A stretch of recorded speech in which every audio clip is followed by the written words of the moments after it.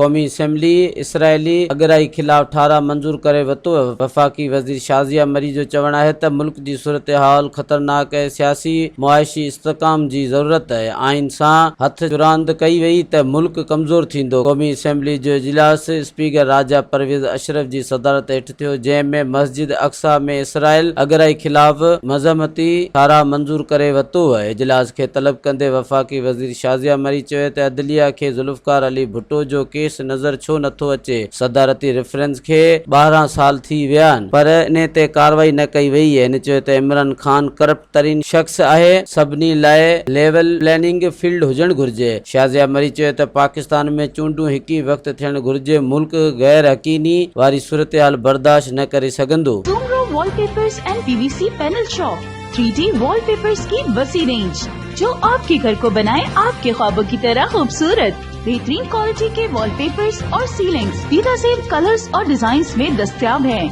हैदराबाद, लतीफाबाद, कासमाबाद, जामशोरो, मीरपुर खास के साथ सिंध के मुख्तलिफ शहरों में सर्विस मौजूद है। हर किस्म के 3D वॉलपेपर्स और सीलिंग्स लगवाने के लिए अभी राब्ता करें। कॉन्टैक्ट रंजन अली सोमरो। व्हाट्सएप 0333370786 03333702 तालिब हुसैन 0317131090।